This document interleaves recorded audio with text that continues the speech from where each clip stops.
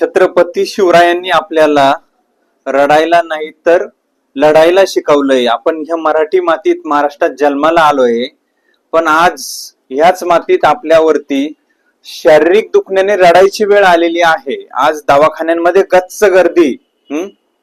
Allopathic गोळ्या खाऊन खाऊन लोक मरायला लागलीये. जिथं जीवदानासाठी आपण गोळ्या खातोय तिथं मरायची वेळ आलीये, गोळ्या खाऊन खाऊन साईड इफेक्ट होऊन. म्हणूनच याच्यावरती रामबाण विलाज म्हणजेच जीवन संजीवनी स्पिरुलिना, निसर्गाचं पोषण, निरोगी आयुष्याचं वचन. आज हजारो लोक आजारमुक्त केलेले फक्त स्पिरुलिनाने. जर तुम्हाला आजारमुक्त निरोगी जीवन जगायचं असेल तर दिलेल्या नंबरवरती व्हॉट्सअप करा, कॉल करा, माहिती घ्या आणि स्पिरुलिना आपल्या जीवनात चालू करा, की ज्यामुळे तुम्हाला नैसर्गिक आरोग्य मिळेल, पूर्ण बॉडीची शरीराची रिकव्हरी होईल आणि बीपी, शुगर, कॅन्सर सारखे घातक आजारापासून तुमची सुटका होईल. तर दिलेल्या नंबरवरती संपर्क करा. कॅश ऑन डिलिव्हरीचा ऑप्शन उपलब्ध आहे. धन्यवाद. व्हिडिओला कंटिन्यू करा. जय महाराष्ट्र. मला तो दमाचा जास्त दम तुम्हाला बोललो होतो ना, म्हटलं मला चालताना दम लागायचा खूप. 2 मिनिटाच्या वर मी चालू शकत नव्हतो म्हटलं. बर. मग त्याच्यानंतर मला त्या ऍसिडिटीचा जास्त प्रॉब्लेम होता. ऍसिडिटीचा खूप ऍसिडिटी खूप होती. परत दम इतका लागायचा, झोप येत नव्हती. तुम्हाला बोललो होतो वजन बी म्हटलं माझं जास्त होतं. मग मी आजच्या तारखेला धरून 1 तारखेला मी काळजीला दवाखान्यात गेलो होतो. मग तिथं ते आपलं ते काय म्हणतात ते हे काढलं. काय म्हणतात त्याला मला लक्षात नाही. मग आता दमाला किती फरक पडलाय? बरंच म्हणजे आता मी कंटिन्यू समजा 15-20 मिनिटात म्हणजे कमीत कमी 20 मिनिटं कसंही चालू शकतो. ECG वगैरे काढली ती बा. तुम्हाला म्हटलं माझं वजन बी जास्त आहे. मग मी तिथं 100 किलो मोजलं होतं. मग आता बरंच वजन बी फरक मला जाणवतोय वजनाचं बी. नाही, तुमचं वजन बी आता हळूहळू कमी होईल. दमाला पण बऱ्याचपैकी फरक पडलाय. तर अजून पूर्ण फायनल होऊन जाईल ते पण. नाही मी देणार ते मला आता म्हणजे मला रिझल्ट आला ते चांगला. म्हणजे 100% तुम्हाला चांगल्या पद्धतीने गुण आलाय असं म्हणायचं.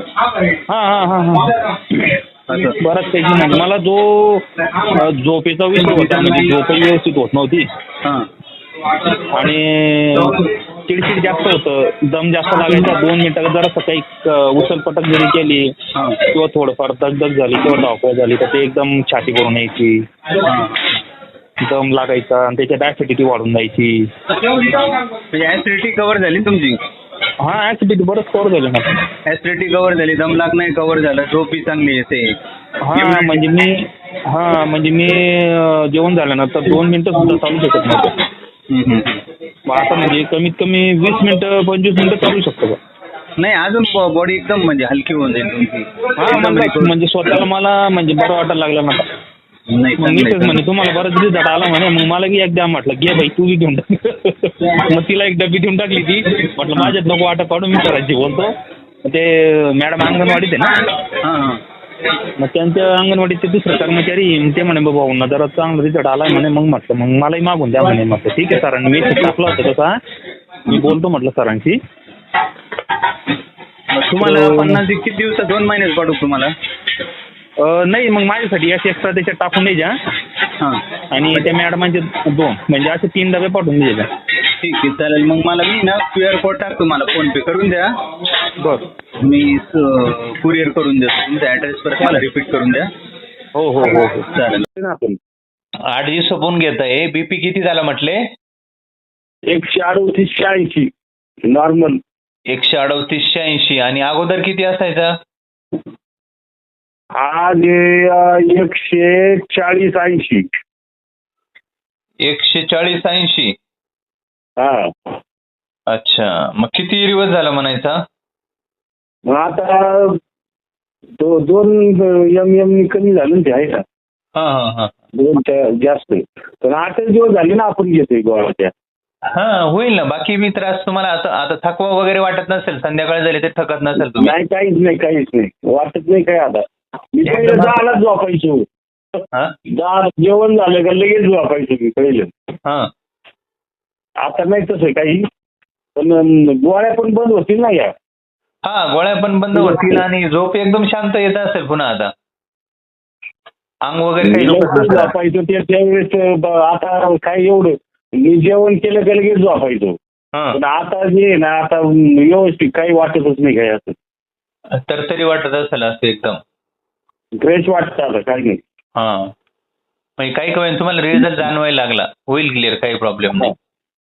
हा नाही चांगलं 8 दिवसातच खरं पडला.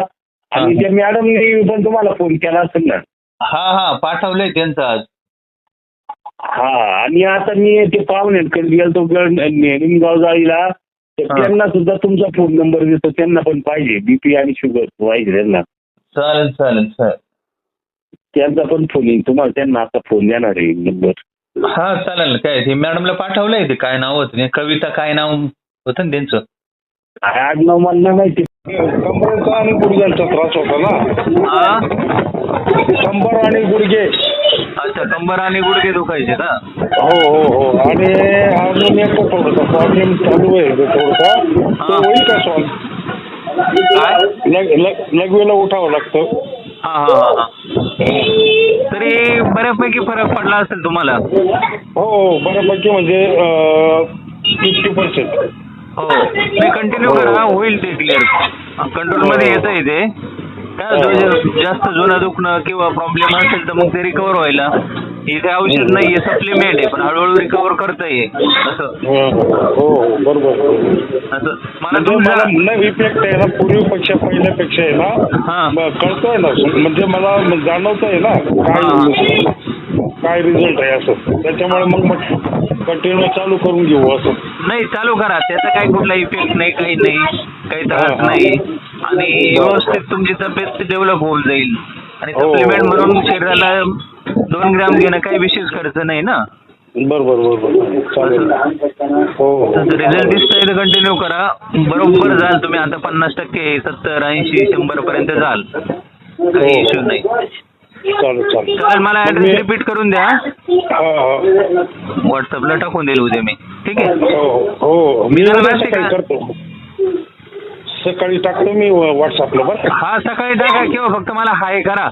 तुमचा जो पहिला ऍड्रेस असेल ना. पहिला ऍड्रेस आहे ना तुमच्याकडे.